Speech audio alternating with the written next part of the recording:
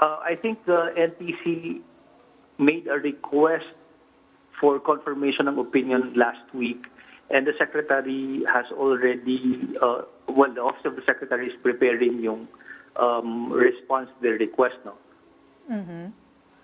But this morning, the Secretary of Justice already clarified na the opinion of the Department of Justice stays, no? Which means na yung NTC has the authority to issue the provisional authority based on equitable grounds.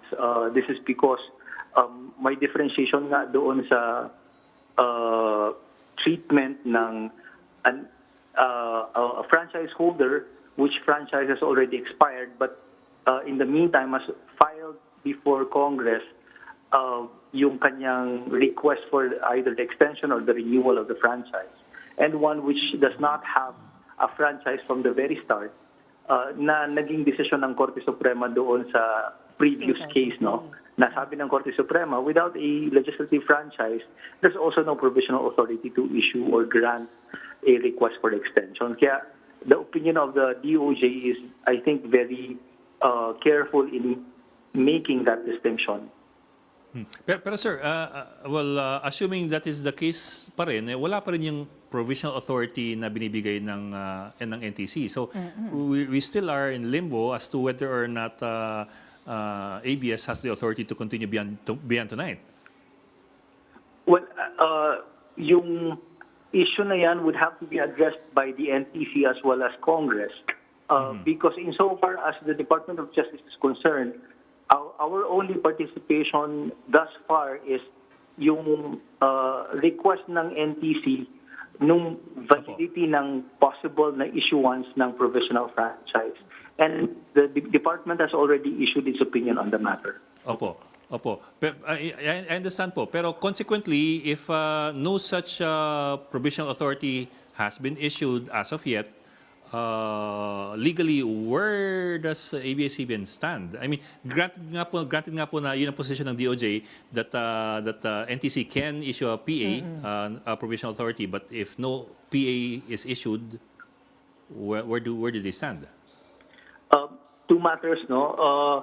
Yung nilabas na opinion ng Department of Justice had to do with the request ng NTC for clarity or opinion on whether it can issue a provisional franchise. Yes, sir. But and the ground na naging basis ng opinion is yung equitable consideration. In the absence of a clear provision of the law, then equity sets in, and based on equitable considerations, considering yung previous na actuations and practice ng NTC before, then sinabi ng Department of Justice na pwedeng mag-issue ng provisional authority.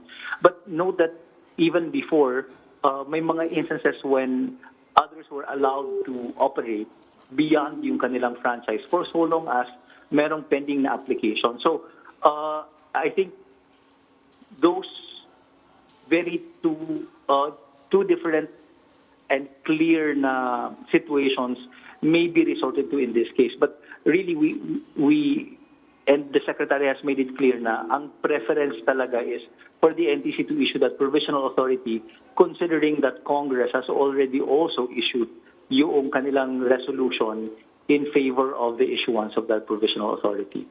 So if NTC will issue provisional authority, Usec, magkakaroon ba sila ng liability like what Solgen Kalida is saying, na kapag ka daw nag-issue sila ng provisional authority, pwede raw silang masampahan ng graft? Well, the opinion of the Department of Justice and of the Secretary of Justice as the Attorney General of the Republic is binding upon the entire executive department now. And in certain instances, it can be used as a defense against liability. So, on the part of the NTC, it's possible for them to say that, considering that there's already that opinion issued by the Secretary of Justice, then somehow it should insulate them from any liability. Okay. Pero Usec, I suppose everybody's trying to figure out who is who and what is what. Kasi on one hand, you have the DOJ making its position clear. On the other hand, you have the Solgen who's supposed to represent the government in legal cases, saying a completely different thing altogether. So, in the end po, is there a nuancing that we're losing here? Who really speaks for government as far as legal issues are concerned, or the position of government is concerned? There are, of course, as you said, there are very clear mandates on the part of the Office of the Solicitor General and on the part of the Department of Justice, the Secretary of Justice, to be very specific about it, as the Attorney General of the Republic. So, on the part of the Secretary of Justice, as the Attorney General of the Republic, he can issue opinions which are binding upon the different offices under the Executive Department. That is clear under the law. On the part of the Office of the Solicitor General, they represent the Republic in cases before the courts. So, I think if we know yung distinctions na yon, then we'd more or less be able also to say alin yung opinion which should be given weight in this particular issue. Pero sir, if it gets to court, therefore it will be the Soldian that will defend the government's position. And the Soldian saying that is not the position that should be upheld. Well, until the courts, and even on this issue, the Secretary of Justice has also been very clear and emphatic when he appeared before the Senate committee. He said that until the law is clarified by Congress through an amendatory law, or unless the court interprets the current law, then this opinion is the one that matters so far. So, I think doon yung reliefs that we're looking at, no? It's either a congressional action or a judicial action. Pero kasi, sige po. Usec, sa part ko lang kasi ang gusto ko lang talagang malaman, makakapag-operate pa ba yung ABS-CBN tomorrow kung hindi maibigay yung provisional authority ng NTC today? I think the ABS-CBN has also come up with their own position on the matter, but kami, ang position namin is, it is better if the NTC issues that provisional authority, given the opinion of the DOJ, as well as the resolutions emanating from the opinion of the Secretary of Justice in favor of the grant of a provisional authority. Pero Usec, di ba, in the end, you should speak with only one voice kasi even if you have a position now for the executive, in the end, if it goes nga to court and you have a court case already being filed by Larry Gadon, it will be Soldian who will be representing government.